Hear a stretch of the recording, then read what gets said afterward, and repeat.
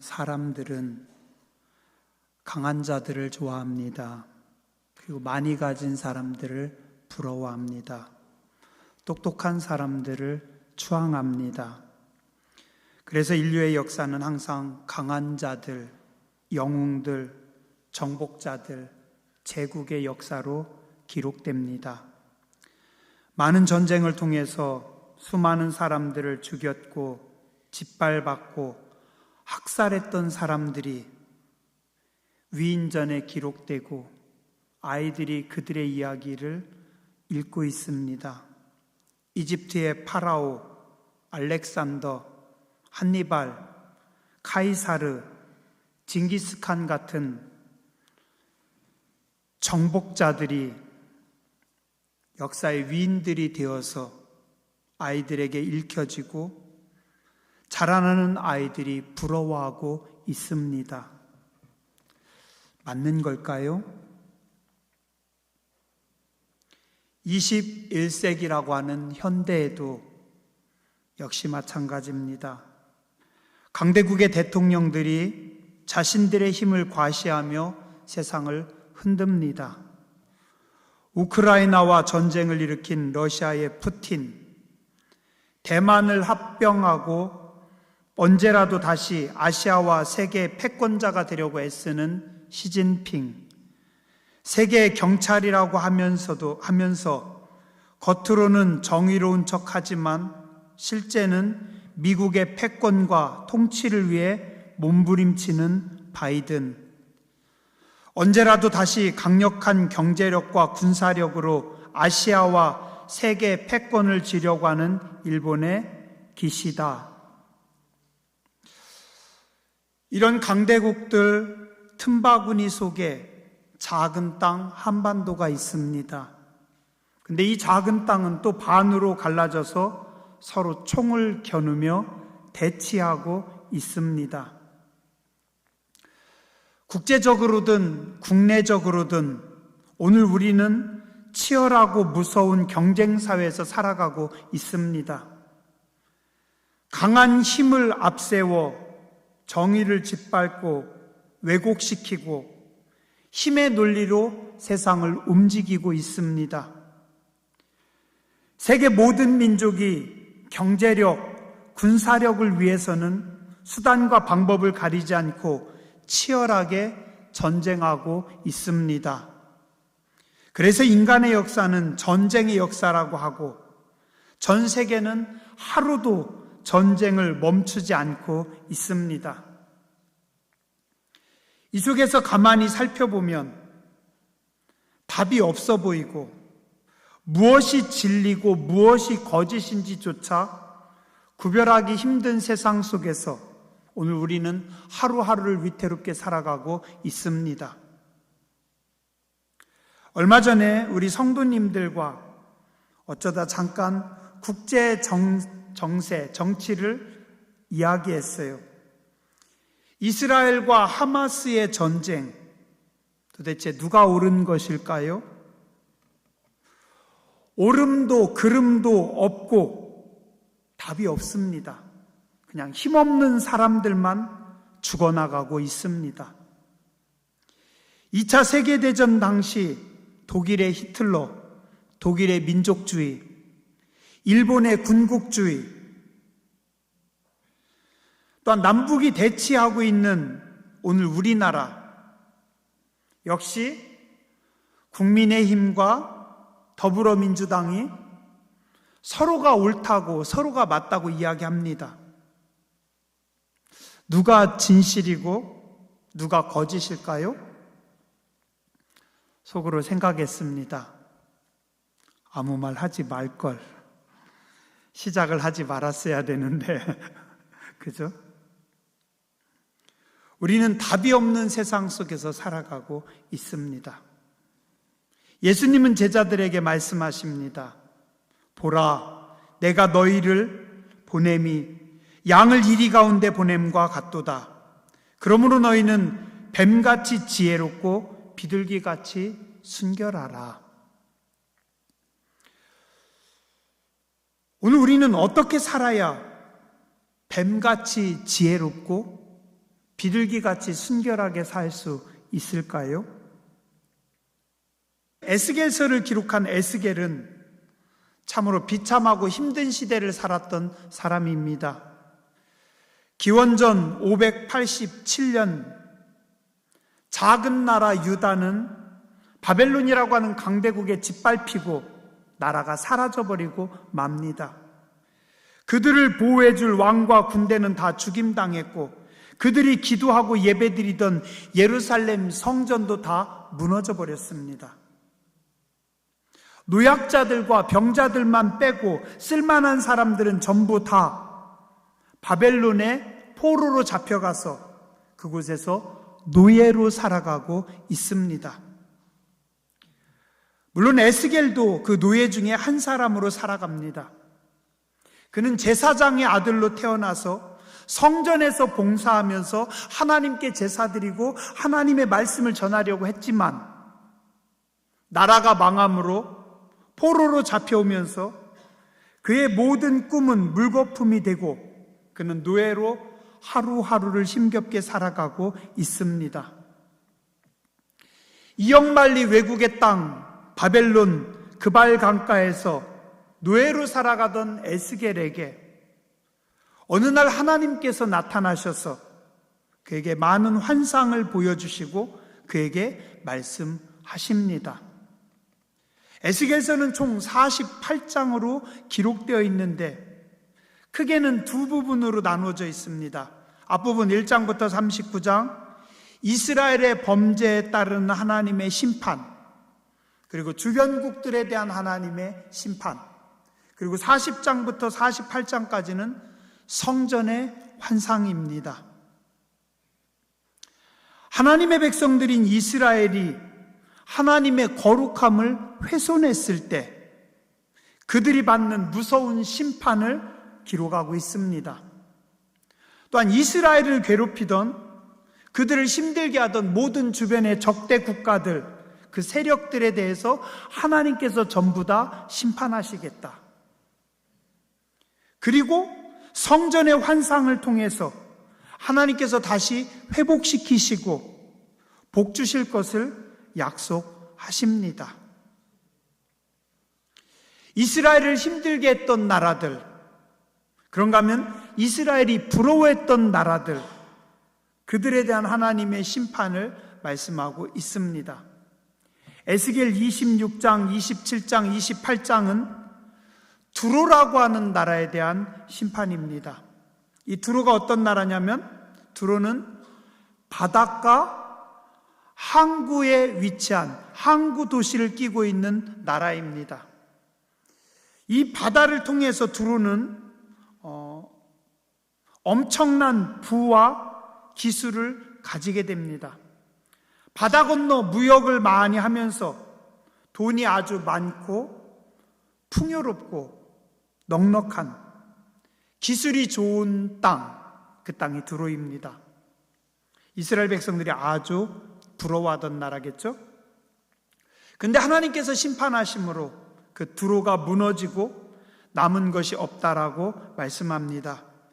특별히 에스겔 28장 2절 이하에 보면 이렇게 말씀합니다. 인자야, 너는 두로 왕에게 말해라. 하나님께서 이르시되 네 마음이 교만하여 나는 신이라 내가 하나님의 자리 곧 바다 가운데 앉아있다 하도다. 두로가 돈이 많아서 자신들이 신이라고 착각합니다. 네 마음이 하나님의 마음 같은 채할지라도 너는 사람이요 신이 아니거늘 네가 다니엘보다 지혜로워서 은밀한 것을 깨닫지 못할 것이 없다 하고 네 지혜와 총명으로 재물을 얻었으며 금과 은을 곳간에 저축하였으며 내 큰 지혜와 내 무역으로 재물을 더하고 그 재물로 말미암아 내 마음이 교만하였도다. 그러므로 주 여호와께서 이같이 말씀하셨느니라. 너를 치는 자들 앞에서 사람일 뿐이요 신이 아니라 네가 이방인의 손에서 죽기를 할례 받은 자의 죽음같이 하리니 내가 말하였음이니라. 주 여호와의 말씀이니라 하셨다 하라. 자, 사람들이 말합니다. 돈이 제일 중요하고 돈이면 다 됩니다. 세상에 돈으로 할 수 없는 게 뭐가 있을까요? 돈으로 행복을 살 수 없다고요? 글쎄요, 행복이 돈으로 살 수는 없을지 모르지만 돈이 없으면 사람이 불행해지고 행복을 지키지 못합니다. 우리는 태어나서부터 죽을 때까지 꼭 필요하고 가장 많이 쓰는 게 돈입니다. 그래서 사람들은 돈을 좋아하고 돈을 귀히 여기고, 근데 그러다 보니 어느 사이 돈이 우상이 되어버렸습니다. 그래서 하나님보다 돈을 더 사랑하고 하나님의 자리에 돈을 올려놓고 있습니다. 이스라엘이라고 다르지 않습니다. 그들은 돈 많고 풍요로운 땅 두로를 무척 부러워합니다. 그런데 하나님은 말씀하십니다. 하나님 없는 돈은 행복을 줄 수 없고 하나님 없는 풍요는 내가 심판할 것이다. 그래서 엄청나게 많은 부를 가지고 있는 두로였지만 바벨론에 짓밟힐 때 그들의 부는 아무런 도움이 못 됩니다. 카르타고가 엄청난 부를 가지고 있었지만 로마가 그들을 짓밟을 때 그들의 부는 그들의 삶과 그들의 내일, 그들의 자녀들을 지켜주지 못합니다. 인생을 살아가면서 돈이 꼭 필요하지만 그 돈 때문에 하나님과의 관계가 멀어지거나 하나님 없이 풍요로움만 추구한다면 결국은 심판받고 비참해질 겁니다. 돈이 귀하지만 먼저 하나님이고, 어리석은 가인처럼 하나님 없는 풍요로움이 아니라 셋과 에노스처럼 하나님께서 주시는 풍요로움을 사모하는 성도님들 되시길 주님의 이름으로 축원합니다. 다음으로 에스겔 29장에서 32장에 보면 이스라엘 백성들이 그렇게 부러워하던 애굽에 대한 하나님의 심판을 말씀합니다. 애굽은 어디예요? 아프리카의 곡창지대. 나일강을 중심으로 농사가 너무 잘 돼서 일찍이 나라가 세워졌고 이집트 문명이 세워졌고, 그래서 건강하고 힘센 군인들이 많았고 세계를 지배하던 강한 나라. 그 바로 위쪽에 붙어있던 작은 나라 이스라엘에게는 항상 애굽이 부러움의 대상입니다. 그런데 그들의 강함을 하나님께서 심판하십니다. 강한 애굽, 니들이 부러워하는 애굽, 내가 징계한다. 그리고 에스겔 38장과 오늘 우리가 본 39장까지 두 장은 이스라엘 북쪽에 있는 더 강한 나라 곡이라고 하는 나라와 그 주변 국가들입니다. 이 곡이 어느 나라일까요? 일부 성서학자들 중에는 예전에 구소련, 러시아를 가리키는 거다라고 말도 하지만 환상과 예언이기 때문에 명확히는 모릅니다. 분명한 것은 이스라엘 북방에 위치한 강한 민족과 그의 주변 국가들, 쉽게 이야기하면 강한 악의 카르텔이라고도 할 수 있습니다. 그들은 애굽이나 바벨론보다도 더 강하고 난폭한 나라입니다. 어쩌면 이스라엘 백성들의 눈에 볼 때 초강대국, 가장 두려운 존재들입니다. 근데 그 강하고 난폭한 나라를 하나님께서 친히 치셔서 심판하실 것을 오늘 성경은 말씀하고 있습니다. 즉 세상의 모든 강함을 하나님께서 친히 치시고 심판하신답니다. 그런데 그 강함을 이기는 것이 무엇일까요? 세상에 가장 강하고 난폭한 그들을 이기는 것, 오늘 말씀 6절과 7절에 말씀합니다. 내가 또 불을 마곡과 및 섬에 평안히 거주하는 자에게 내리리니 내가 여호와인 줄을 그들이 알리라. 내가 내 거룩한 이름을 내 백성 이스라엘 가운데 알게 하여 다시는 내 거룩한 이름을 더럽히지 아니하게 하리니 내가 여호와 곧 이스라엘의 거룩한 자인 줄을 민족들이 알리라 하라. 뭐라고요? 하나님은 거룩하신 하나님이시다. 내 거룩한 이름을 나타내겠다. 내 거룩한 이름이 더럽혀져서 내가 기뻐하지 않는다. 내가 이스라엘의 거룩한 자인 줄을 민족들이 알리라. 그리고 9절부터 11절 말씀합니다. 그 강한 악한 군대들의 무기를 7년 동안 다 태워버릴 것이다. 7은 뭡니까? 성경의 완전 숫자입니다. 그래서 내가 그들의 모든 무기를 완전히 태워버릴 것이다. 그리고 그 악한 군대의 시체가 모든 골짜기를 메울 것이다 말씀합니다. 오늘 말씀의 12절, 14절, 16절 말씀합니다. 이스라엘 족속이 7달 동안에 그들을 매장하여 그 땅을 정결하게 할 것이라. 14절, 16절 그 땅을 정결하게 할 것이라. 하나님의 뜻은 풍요로움에 있지 않습니다. 하나님의 마음은 강함에 있지 않습니다. 하나님의 원하심은 정결함에 있습니다. 하나님께서 에스겔과 이스라엘 백성들에게 계속해서 하시는 말씀은 정결입니다. 정결. 너희는 세상과 구별되라. 이스라엘의 망함은 그들이 정결하지 못해서 망한 것이다. 두로의 풍요로움도 정결함을 넘어설 수 없고 애굽과 바벨론과 고개의 강함도 정결함을 이길 수 없다라고 하나님 말씀하십니다. 하나님께서 오늘 우리에게 요구하시는 것은 풍요나 강함이 아니라 성결입니다. 레위기 11장 45절에 말씀합니다. 나는 너희의 하나님이 되려고 너희를 애굽 땅에서 인도하여 여호와라. 내가 거룩하니 너희도 거룩할지어다. 성경은 하나님의 백성들이 거룩함을 훼손하지 말라고 말씀하고 있습니다. 하나님께서 거룩하니 하나님의 자녀들도 거룩하라. 거룩이 뭐예요? 구별되라. 분리되라. 뭔가 다르게 살아가라.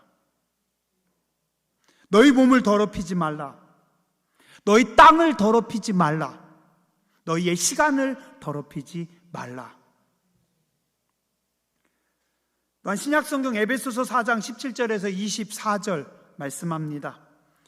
이제부터 너희는 이방인이 그 마음에 허망한 것으로 행함같이 행하지 말라. 너희는 이방인들, 밖의 사람들이 허망한 것으로 행하는 것처럼 살아가지 말아라. 밖의 사람들, 이방인들은, 예수님을 모르는 자들은 그들의 총명이 어두워지고 그들 가운데 있는 무지함과 그들의 마음이 굳어짐으로 말미암아 하나님의 생명에서 떠났도다. 이방인들은 총명이 어두워져서 하나님을 알지 못하고 하나님의 생명에서 떠난 자들이다. 그래서 그 하나님의 생명에서 떠난 자들은 감각이 없습니다. 영적인 감각이 없습니다. 죽음도 모르고 고통도 모르고 하나님의 징계와 하나님의 말씀도 모르고, 그래서 자신을 방탕에 방임하여 모든 더러운 것을 욕심으로 행하되 오직 너희는 그리스도를 그같이 배우지 아니하였느니라. 세상 사람들은 하나님을 모르고 영적 감각이 없어서 죽는지 사는지도 모르고 죄인지 악인지도 모르고 제 멋대로 살아가지만 너희는 그리스도를 그렇게 배우지 않았느니라. 진리가 예수 안에 있는 것 같이 너희가 참으로 그에게서 듣고 또한 그 안에서 가르침을 받았을진데, 너희가 예수님을 알고 예수님 안에서 가르침을 받았으니 이제 너희는 유혹의 욕심을 따라 썩어져가는 구습을 따르는 옛사람을 벗어버리고 오직 너희 심령이 새롭게 되어 하나님을 따라 의와 진리의 거룩함으로 지으심을 받은 새 사람을 입으라. 교회 밖의 사람들은, 저들은 하나님을 모르고, 저들은 우둔해지고, 저들은 진리를 모르고, 저들은 영적으로 무감각하게 살아가지만 니들도 똑같이 무감각하게 살아가면 안 되지 않니? 어찌 그들이 무감각하게 산다고 해서 그리스도 예수를 배운 너희들이, 하나님의 백성들이 똑같이 무감각하게 살아가니? 너희는 유혹의 욕심을 따라 썩어져가는 구습을 쫓는 그 사람들 벗어버리고 옛날 습관들, 너희가 예수 믿기 전에 예전에 행하던 악한 행동들 이제는 버리고 너희 심령을 좀 새롭게 해서 하나님을 따라 의와 진리의 거룩함으로 지으심을 받은 새 사람을 입으라. 성경은 말씀하고 있습니다. 우리는 거룩해져야 됩니다. 풍요로움이 아니라, 강함이 아니라, 똑똑함이 아니라, 잘남이 아니라, 화려함이 아니라 거룩입니다. 거룩입니다. 교회의 능력은 거룩에 있습니다. 성도의 능력은 거룩에 있습니다. 하나님 보시기에 부끄럽지 않게, 하나님 보시기에 깨끗하게, 하나님 보시기에 아름답게 살아갈 때 하나님께서 도우시고 그곳에서 거룩한 역사가 있음을 성경은 말씀하고 있습니다. 거룩함을 사모하는 성도님들 되시기 바랍니다. 거룩함이 훼손됐을 때 하나님 앞에 엎드려 회개하세요. 하나님이 주신 몸을 더럽힙니다. 하나님이 주신 삶을 더럽혔습니다. 하나님이 주신 시간을 헛되게 썼습니다. 하나님이 주신 거룩한 것들을 훼손하며 살았습니다. 주여 나를 용서하여 주시옵소서. 오늘 우리가 부른 찬양에도 이런 가사가 있습니다. 화려하지 않아도 정결하게 사는 삶, 가진 것이 적어도 감사하며 사는 삶, 내게 주신 작은 힘 나눠주며 사는 삶, 이것이 나의 삶의 행복이라오. 눈물 날 일 많지만 기도할 수 있는 것, 억울한 일 많으나 주를 위해 참는 것, 비록 짧은 작은 삶, 주의 뜻대로 사는 것, 이것이 나의 삶의 행복이라오. 세상은 알 수 없는 하나님 선물, 하나님의 자녀로 살아가는 것, 이것이 행복입니다. 한번 따라서 하시죠. 부유함이 아니고 강함이 아닙니다. 화려함이 아니라 성결이 능력입니다. 식단이 건강하지 못하면 몸도 건강할 수 없습니다. 성도의 삶이 성결하지 못하면 하늘의 복을 받을 수 없습니다. 미국의 남북전쟁 당시 한 익명의 남군 병사의 수첩에서 발견된 기도문이라고 합니다. 읽어드리고 마칠게요. 한 무명용사의 기도. 어떤 일을 성취하고자 하나님께 능력을 달라고 기도했더니 겸손히 섬기는 일을 배우도록 약하게 만드셨습니다. 더 위대한 일들을 하고자 건강 달라고 기도했더니 더 선한 일들을 하도록 질병을 주셨습니다. 행복해지기 위해 부자가 되도록 기도했더니 지혜롭게 살도록 가난해졌습니다. 세인들의 칭송을 얻고자 권력을 달라고 기도했더니 하나님의 필요를 절감하도록 약해졌습니다. 인생을 즐기고자 만 가지를 위해 기도했더니 만 가지를 즐길 수 있도록 생명을 주셨습니다. 내가 구한 것은 아무것도 얻지 못했으나 내가 참으로 바라던 것은 다 이루어졌습니다. 내 자신도 모르게 내가 기도하지 않은 제목들이 응답되었습니다. 그래서 나는 모든 사람들 중에서 가장 큰 복을 받은 사람입니다. 그렇게 기록되어 있었대요. 오늘 우리도 에스겔처럼 부유함이 아니라, 강함이 아니라, 똑똑함이 아니라 성결을 사모하며 거룩한 백성들 되어야 될 줄 믿습니다. 기도하겠습니다. 내가 여호와인 줄을 그들이 알리라.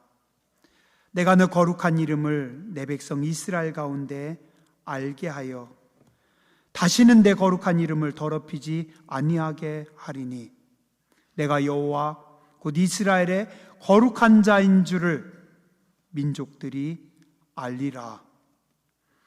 그 땅을 정결하게 할 것이라. 그 땅을 정결하게 하리라.